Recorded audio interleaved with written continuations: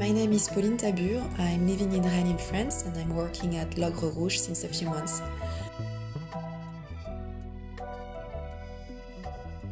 I've been tattooing for about 8-9 years. The first time I decided to be a tattooer was just after I got my first tattoo. It was by Sonny Buick, an American tattoo artist living in Paris. She tattooed my sister more than once and she allowed me to watch her one time. At this point, I was drawing on my side. So watching someone drawing, painting and having a nice chat with people every day gave me the feeling that it was for me.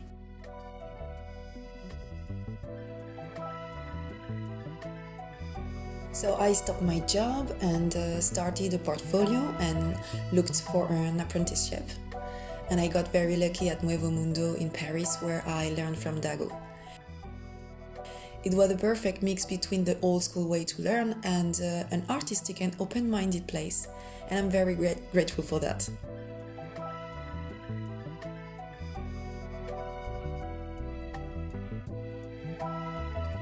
Before becoming a tattooer, I was seeking a school to work in a social field, but I changed my plans, and I think tattooing is taking care of people too.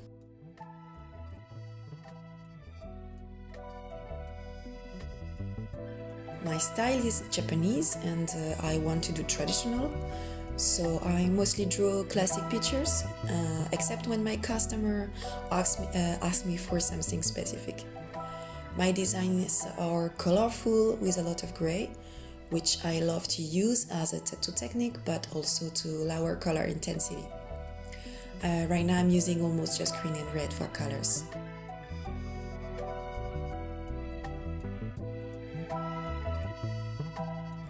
I'm in constant evolution, I guess, and I wish this is going to last. To develop my tattoo, I study a design and repeat it till I get it. Then I tattoo the same kind of designs like peonies, tigers or cranes until I catch it. The idea is to be good enough to do freehand for almost everything. And it took me a while to do Japanese backgrounds.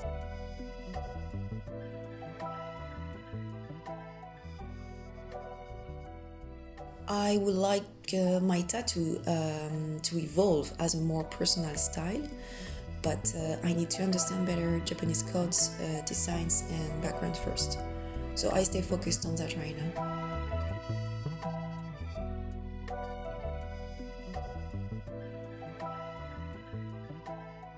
Drawing and painting are very important, first of all because I really love doing it and I can't live without it. And secondly, it's an important process for me before tattooing. It's a moment for developing new pictures and learning color associations and their placements. It's also a creative time.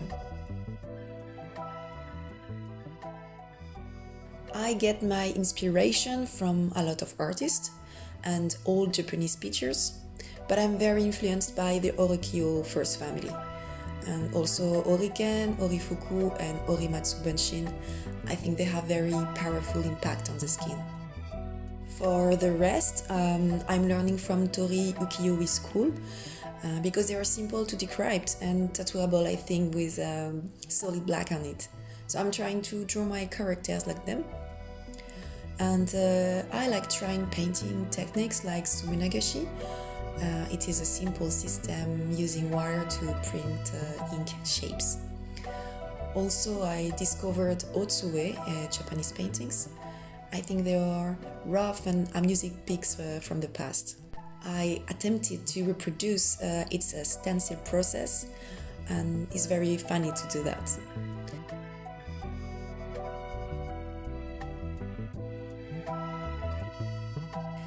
Korean paintings are a big inspiration too for me, and I saw some of them in 2015 in a beautiful exhibition in Paris at the Guimet Museum.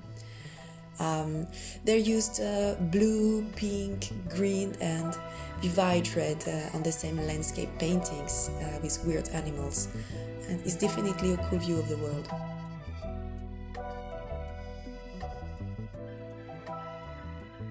My relationship with my customer is very nice.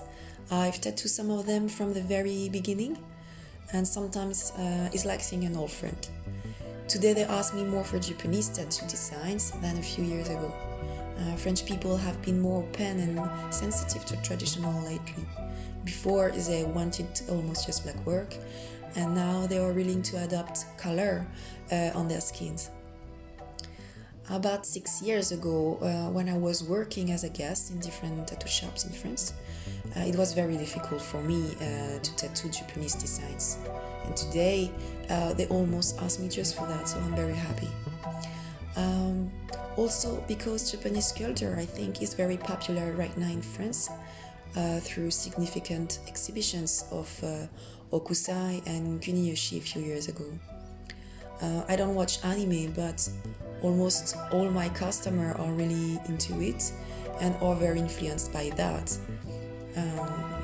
Because France is the second consumer of Japanese animation after Japan. And I grew up watching this on TV, so it has a powerful impact on tattoo requests. The tattoo industry has changed a lot since I started working, for the best and for the worst. Today, through media, my customers understand better the difference between illustration on paper and getting a tattoo. When I started, it was the beginning of Instagram, so I'm part of this social media generation, and it didn't affect me that much. I think Instagram is a great tool for promoting your work and improving your technical skills or finding new tattooers. But I do romanticize the past, thinking about tattooers sending to each other drawings by mail or using paper for advertising. When someone draws on a postcard with some words on it and then take the time to send it, I feel it's a deeper involvement than DM you on Instagram. I guess I will enjoy changing that a little bit and going back to paper rather than screens. And for the worst, in Europe, the tattoo industry is facing a dilemma with Inca legislation. Because of its increasing popularity, I suppose government and big companies want to get involved and get their hands on the industry. So we'll see. My relationship with coil machines dates back to my apprenticeship, where it was not possible to use something else than coil machines. I started working with Coco Fernandez liner and shader, and I've used this shader for years. Honestly, I'm not very good at understanding coils, even if I try to disassemble some. And I also went to a tattoo machine seminar. So 2 years ago, I got curious about rotary and pen, and I changed my way of working. But it didn't last, except for the Martin Pinto's machine, which I use a lot.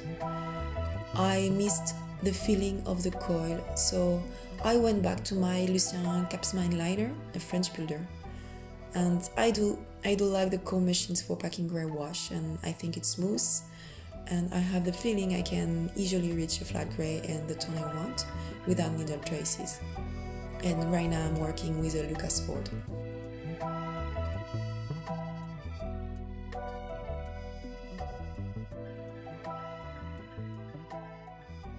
Tattooing means for me what I was searching for, hanging out with people, drawing of them, and talking about everything.